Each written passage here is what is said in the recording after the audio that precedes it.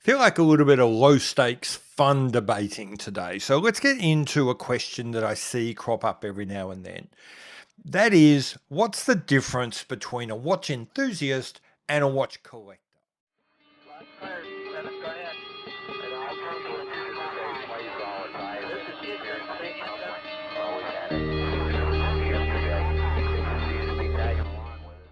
Hi, I'm Pete McConville. Welcome to my channel where I like to overthink, overanalyze, and just get into watches far more than a grown man should. And today we're going to play around with, like I said, a really low stakes, fun argument. What's the difference, if any, between a watch collector and a watch enthusiast?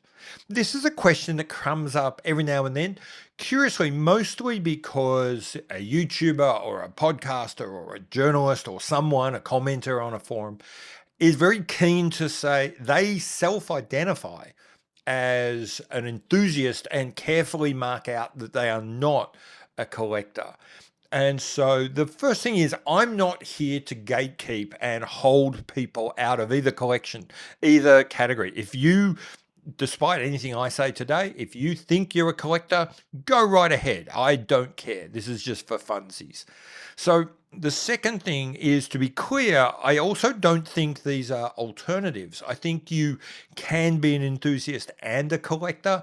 I think you can be you can be a collector without being an enthusiast, which is a bit tricky, and you can certainly be an enthusiast without being a collector, which I think is more common. But I'm not hard and fast on any of this stuff. Like I say, it is really just for conversation and fun. So this is how I would put it. A watch collector has a watch collection. An enthusiast has a collection of watches. That sounds silly, but what's the distinction between a watch collection and a collection of watches? With a watch collector, the point of that is the collection. And the watches are just the adjective that describes what kind of collection you have. The act of collecting involves something about understanding the collection as a whole, having an idea of what you want that collection to be. And you could equally be a collector of knives or postage stamps or whatever, and all that would change would be the thing you collect, but your kind of idea about how you collect would be common all the time. An enthusiast having a collection of watches, the point is the watches. They are really keen to have watches. Because they love their watches, they end up having a few of them. And because of the way English works, we often use the same word in lots of different ways and for lots of different contexts. That also happens to be called a collection.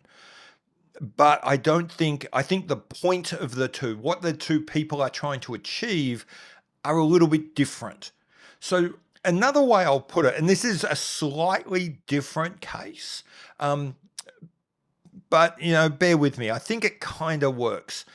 I own probably 8 cameras, but I don't regard myself as a camera collector, even though I have a collection of cameras. If you put all of those cameras in a table and said, hey, there's a collection of cameras, you wouldn't be wrong.